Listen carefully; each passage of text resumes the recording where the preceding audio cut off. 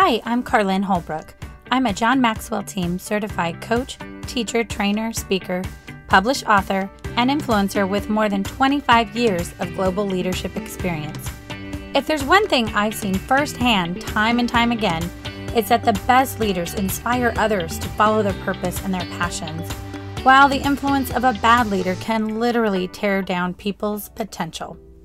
Join me for a few sips of leadership tips that will help you become a better leader by first conquering the hardest person to lead, you. And we're back to talk a little bit more about leadership in popular culture and shows and movies and entertainment. And I recently just started watching The Chosen. Now, before you turn off the mic because you're not a Jesus follower or a person of faith, Jesus is a historical figure. There's so many accounts of how he was as a leader when he was alive. So whether or not you believe in the fact he's the Son of God, I think there's so much we can learn from him as a leader with his disciples. Now, I hadn't gotten into The Chosen. I watched the first few episodes, and it was a little boring, a little dry. It took me a while, and then I stuck with it because I have a lot of friends that enjoy it. And for those of you who don't know what it is, it's this like the largest crowdsource funded series like ever. So purely based on popular demand, literally, and money. And I think it's put on by Angel Studios, if I'm not mistaken. I only know this from the credits, Loaves and Fishes production company, which I think genius name. Anyway, and it really does follow the story of Jesus's ministry. So it starts when he was, I think age 30 or age 29. But I just finished season 2, so I know there's 4 seasons now. So they do stick to, I think, the biblical record of principles and values and such, but they take creative liberties around like some backstories and sort of filling in the gaps, if you will, of these personalities of the apostles, disciples, and a lot of other people that would have been encountered during that time period. And I think it's fascinating. I know some people think it's like, oh, how dare you? And then, take things out of context. And it's like, I don't think it's taking things out of context. I think it's actually adding context, if you will, from the time that, the biblical times, like making it richer, like so we can, again, not dissing the Bible. I'm just saying, there are definitely books in the Bible that you can read, but there's a lot more that happened during that time period, right? And the people are complex and they have depth to them. So I've been fascinated to see how the directors and the show and the writers and the producers have been adding some more character development, if you will, to some of the people in there. So it's what fascinates me. So just getting into like the leadership aspect of it is these people, the disciples, they didn't all come together at one time. It was in different ways that Jesus had encountered them. And some of them, he did say, hey, if you want to follow me, I'll make you fishers of men. Like, Simon and Andrew, for some, he chose them, right? He really did choose them. Other times they chose themselves. And, he was like, yeah, like, come on with us. But, so what I love about kind of the story of how you see how the 12 apostles come together is it is the most diverse group on the face of the planet. So I think that right there is such a great lesson that we learn again from Jesus as a leader. And that, the people who surrounded him included women, and that back in the day was scandalous. Women weren't allowed to even read the Torah or hear it being read and study it the same way men could. And he was like, no, you're equal. Like, study it, please, read it, follow me, hang out with me, learn from me. Like, let's do this together. So in one way, I love the way that, Jesus was a very scandalous leader in his time. He was very transformative and ahead of his time in terms of the culture, which I know is how he often made a lot of enemies. He also, one of his disciples was a tax collector, and they were very, very hated because they were seen by their fellow Jewish people as like traitors and just, they were working on behalf of the Romans, who were always draining people dry of their money, their hard-earned money. There's farmers, again, people like somebody who they worked in their family business. And so it was just such a great demonstration of just like such a diverse group of people that he surrounded himself with. And yes, in the show, it's funny. It shows how like, because they came from so many different backgrounds and different ages and different places, that sometimes they fight a little or they bicker a little and banter a little. I'm like, yeah, that's reality, right? That's what we do. That's what humans are going to do. No matter what kind of relationship you have with people, you're never going to 100% get along all the time, right? But also I think too that Jesus and his teachings, he was way ahead of his time in terms of the way he talked about leadership. He wasn't there to counter the teachings, the rabbinical teachings and the teachings of the Torah and the Old Testament. That's what the Pharisees, the leaders, other leaders, quote unquote, of the time, kept accusing him of doing. And he's like, no, I'm actually here to fulfill it. I'm just saying you're doing it wrong. You're interpreting the law wrong. It's becoming too legalistic and too rule. And I'm saying that like that you have to be looser with those things. You have to be, more accepting of those things. It's okay to do things on the Sabbath, on Shabbat. And that was their version of Sabbath. And I mean, they were so focused on the rules and they weren't so focused on what mattered and what, really we're all here to do. And for Jesus, that was focusing more on what God purposes us to do. And anyway, what I love about that is I thought, well, yeah, as leaders, there are definitely leaders I know. They're like strict rule followers. It's like, oh, we got to follow the rules. But sometimes those rules are made up. Sometimes they're arbitrary. And oftentimes those rules are actually just cultural norms or, well, this is because it's the way we've always done it. And then somehow that becomes a rule and like law in your work environment. And then when you start to question it, it's like, how dare you question? You don't belong in this culture then. And sometimes it's okay to question the status quo. And when I'm talking about rules, I'm not talking about company policies or compliance, legal regulations and legal, sexual harassment laws and stuff like that. I'm not talking about that stuff. I'm talking about like when we operate in a culture and then we interpret certain rules to be like one way and hard and fast, and we don't take a step back and say, well, hold on. I'm a leader. I can use discretionary power, if you will. I hate that word, but it's true. Use discretion in my decision making to say, that's what it says, but I, as your leader, know that this is what's going to be best for the individual. So let's question that. Let's question that unspoken rule, that unofficial rule, that maybe it is like a rule on paper that just doesn't make sense anymore because it was made 50 years ago or something. So I think as leaders, it is good to question those kinds of things, and it is about the way we interpret things. And there are always going to be other leaders that get mad at you. I mean, case in point, like some companies return to office, some have remote, some have hybrid, etc. And I think in a lot of ways, there are these, well, here's generally what we do as a company and what our expectations are for you to be in an office setting. But then to leader discretion based on individual needs, based on the needs of the business, based on, what makes sense for your team, that's your discretion. And I think some leaders are so afraid to individualize their leadership and say, well, I'm okay with if somebody comes and questions me, why are you letting that person do this? Because I'm strong enough and have courage enough in my leadership to go, hey, you know what? First of all, don't worry about yourself, not someone else. And second of all, as their leader, this is between them and me and how we operate. And I think, unfortunately, so many leaders want to take an easy road, which an easy road is there's one rule to rule them all. Nope, everybody is just going to be in the office this many days, this time, and that's it. And people interpret that as fair and equitable. Like, oh, okay, well, one rule for everybody is super fair, because then we all operate under the same rule. Well, for a lot of things, there's a difference between equality and equity, right?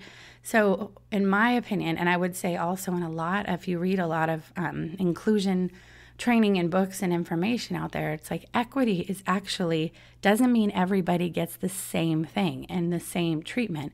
Equity is about helping that person have just as much opportunity within a certain rule, guideline, team, whatever, but it's going to be individualized. I mean, not all of your team members are going to be the same level of leadership skills or the same level of any kind of skills. Everybody's going to have different skills, different abilities, and that's the beauty of having a diverse team of people. Everybody should complement each other.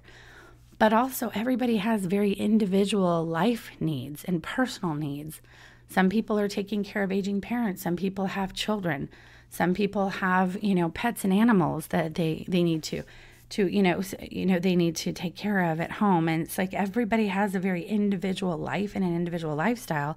So why would we think one rule for how and where we work makes sense for everybody? Well, that's not equitable. What would be more equitable is recognizing that mom of young kids needs to come in at 10 a.m. as opposed to 9 a.m. because she has daycare drop-off in the morning. But then, somebody else who has animals at home and prefers, because they're more of a night owl, maybe they can come a little later in the day and still do the same kind of work. You've got early birds that love to be in at 6 a.m., rock on. Maybe let them leave at 3 so they can catch their kids' soccer games. It's like that to me is leadership, is really defining, taking something that's a general guidance or rule, but then applying it individually so everybody feels like they're being seen. And I think that going back to our example of the Chosen, that's why the Pharisees, the lawmakers, the Romans hated Jesus so much, because he was taking their laws and their things written down and he was interpreting them in a more realistic way, in a more healthy way for the people and what their needs were, and not about whoever was most powerful and keeping people in line and keeping them down. And that's why, when he was alive, his ministry spread so far and wide, because people were like, here's somebody who's coming and saying some scandalous stuff against these leaders in power, but still giving people advice that would help them all individually in different ways so much. And, Jesus did a lot of miracles, and that made people mad. And he was very intentional, too, with how he did these and where he did these and with whom in front. And again, whether you believe it was supernatural or not, doesn't matter, right? It's the fact of he was taking these very intentional steps to show that there is a different way, that doing work in the synagogue on the Shabbat, while that might have offended some people, he was saying, no, this is what it's about, helping people. It's about being there for people, and it's about listening to them and giving them what they need, not the other way around and pushing power down. It's awesome. Just so many good ones. I know Lori Beth Jones wrote a book called Jesus CEO. I read it a long time ago, but I remember it being such a wonderfully thoughtful book. And I could do podcasts, I think, for hours and hours of just all the examples in Jesus's 3 years of his documented ministry in his life on this earth, of the way he was such a good leader of people and how he showed that. And he wasn't like a Jim Jones, and he wasn't like some of these wacko cult leaders, because he never forced anybody to follow him, ever. It was a choice. Everything was always a choice. And he never forced people to listen. He never forced anything. Everything with him was very humble and very kind and very just, brought people together. And that is truly what leaders should be. It's not about you being in the front. Yes, he had sermons on the Mount and spoken to crowds and to groups, but it wasn't in a way to talk down to people. It was sharing these words of wisdom and kindness and beauty to lift people up, so then they would feel more inspired and engaged and motivated, and that they mattered. He made people feel like they mattered. When at a time, if somebody was crippled or had a disease or something, people would just shun them. They would exile them, especially lepers and all kinds of different people. They would shun them. They would keep them away from society. And those were literally the people that he would seek out in a crowd and go to. And that alone was okay, first of all, you're letting women hang out with you and listen to you and be one of you're a rabbi to them. What? And then second of all, you're talking to the dredges of society. Who is this guy? It's I know who this guy is. This guy's a leader. The leaders who see people who are unseen, leaders who pay attention when someone's hurting. And even if it's unspoken, you have to read the room. You have to apply emotional intelligence to the people around you to recognize and make sure that it's not just the squeaky wheels getting in the oil. I mean, there was a lot of squeaky wheels around him, even within his own, followers and disciples and people who wanted to learn under him as their rabbi. He always would even push them aside and go to the person that wasn't saying a word, that was just faceless in the crowd, if you will. It's beautiful. That is a beautiful example of what leaders should be doing. I also love that, and there was an episode, and the last one I just watched, he did his famous Sermon on the Mount, and Matthew was helping him. And what was so interesting to me is he really didn't need Matthew's help. I think he was spending a lot of time alone and taking solitude to know the words, and of course praying for wisdom, and to know the words that he wanted to share. But by engaging Matthew and incorporating him, especially because he was very different from the other disciples and apostles. He wasn't a brawny guy. He was the former tax collector, the person that people hated. And but he did, what do you think? What do you thought? He engaged him and he let him be part of the process. And after it was all said and done, he took the time to tell him thank you and great job and recognize him. And it's those little moments mean so much to people. What another fantastic example of leadership. Another example too, I think, is that he didn't want passive followers. He wants people who are empowered and engaged. It wasn't about him being the end all be all of everything. He was being very clear that I'm here to teach, and you pass it on, you move it on. And that's what a good leader does, right? It's, hey, I have some experience, I have wisdom, I have some things I can share with you, but I want to empower you to be an even better leader than me, and to completely spread that gospel truth of leadership, and making sure that they feel like they are part of that story, that they're not just being talked down to and absorbing, but that they're also being built up so they can become their own rabbis, their own leaders. And even when so many people were angry at him and making false accusations or even accusations that just, you could tell it was okay, leaders are always going to have people who hate on them, especially if you're a leader that people look up to, that people seem to follow. Other leaders who maybe don't have that same dynamic are always going to try to tear you down because of their own insecurities. Well, Jesus experienced a lot of that because, again, he was threatening, inadvertently, it was on them, threatening, their way of life. And, oh, how dare you, cause other people to think for themselves. And how dare you, say it's okay for them to go against, some of our laws, that the way we interpret the laws anyway, and allowed to do things on the Sabbath and Shabbat and all that. So you're always going to have people that do that. But all that does is it's just because they feel threatened. It's because they're insecure. It's because they are hold on, we have the power and the order. How dare you come and be transformative? And that's the whole point of leadership, though. Real leaders are transformative. In any circle that you're in, it's important that you go against the flow when it makes sense, of course. Don't be contrarian for sake of being contrarian. But when something doesn't make sense, speak up. Use your voice. Have courage. That's the whole point of being a leader. Can you imagine looking throughout all of history? Think about all the different leaders who made a difference historically. And if they hadn't used their voice, if they hadn't spoken up, if they haven't gone against the flow, if they didn't have courage, man, where would we be today? Where would those people of their time be today?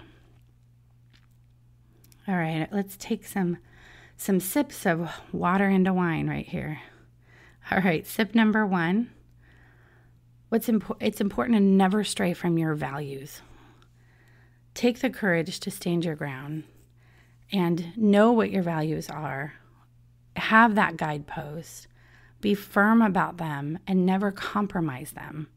no matter what, because you are going to have people that are going to come against you. You're going to be tested. You're going to have tribulations. To use biblical phrases, it's true, right? Life is not easy. Life's tough, and it throws a lot at us.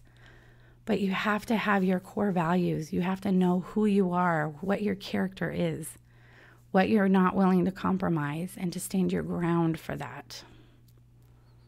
All right, sip number 2. Jesus used a lot of parables and metaphors and analogies to illustrate. Do this. People, we're all humans, and humans are all about storytelling. And it helps so much to illustrate things if you use analogies, if you use metaphors, if you use ways to paint a picture and tell a story. And I'm not saying like made up lie story, because I know people get funny about that stuff, but that's not what I'm saying. I'm saying use analogies, use something that's familiar to people to help them understand what you're trying to share. It's very, very powerful. And then finally, we see throughout so much of Jesus's life, he took a lot of time for solitude.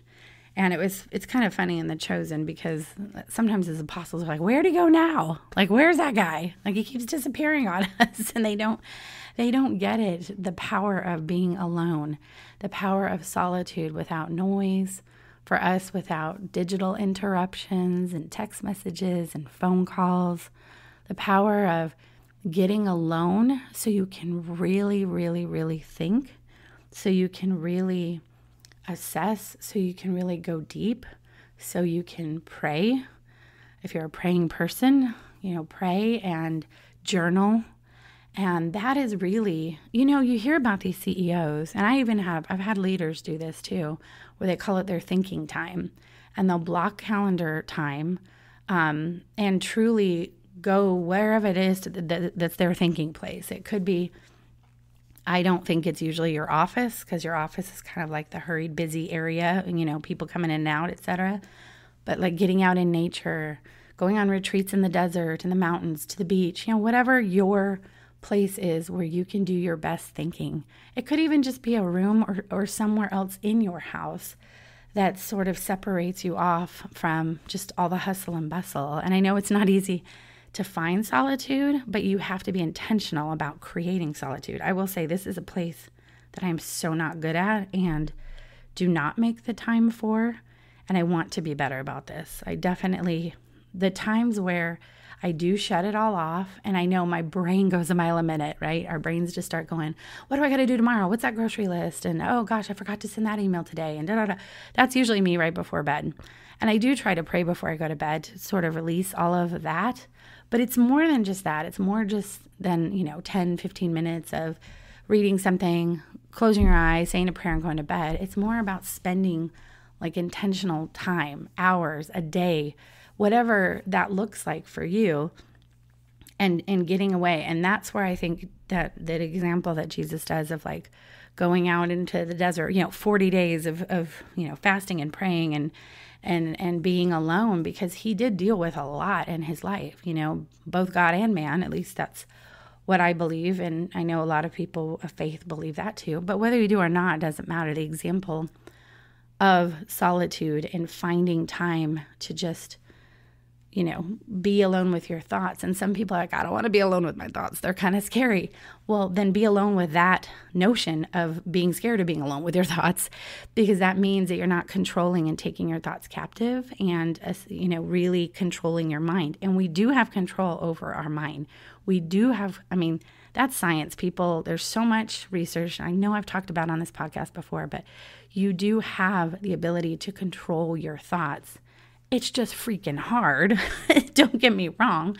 I am on a daily journey of trying to control thoughts, right? And it takes tools, it takes mantras, if you will, of like when something, the automatic negative thoughts come into your head, and it's like, nope, not going to think it, not going to entertain it. Thank you for that information, but I'm going to go send you over there. You're going to go into a little box. And it takes doing things like that over and over and over again to help retrain your brain. So, but the point is if we don't cut out all the noise and all of the distraction around us to really get into our thoughts, how do we really know who we are? How do we really know what is our thoughts, not the whole world, the environment, and your spouses and your kids and your leaders and blah, all that stuff around you, if you don't spend the time alone. I think the Sermon on the Mount is so applicable to anybody, whether you're a person of faith or not.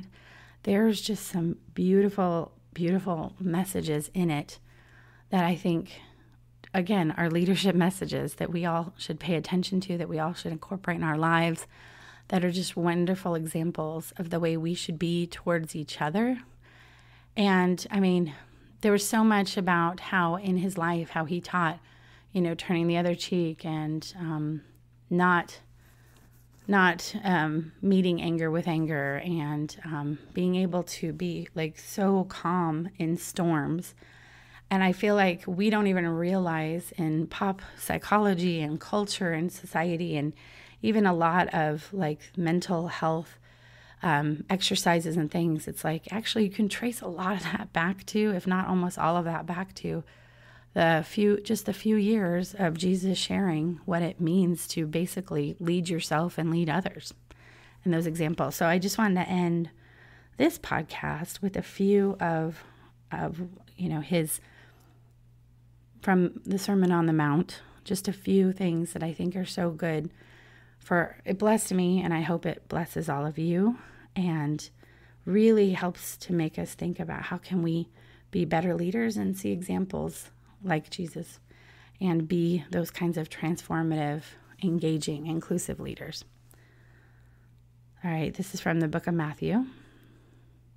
Blessed are the poor in spirit, for theirs is the kingdom of heaven. Blessed are those who mourn, for they shall be comforted.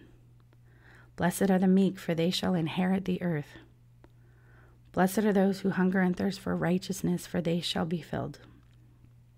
Blessed are the merciful, for they shall obtain mercy. Blessed are the pure in heart, for they shall see God. Blessed are the peacemakers, for they shall be called sons of God. Blessed are those who are persecuted for righteousness' sake, for theirs is the kingdom of heaven.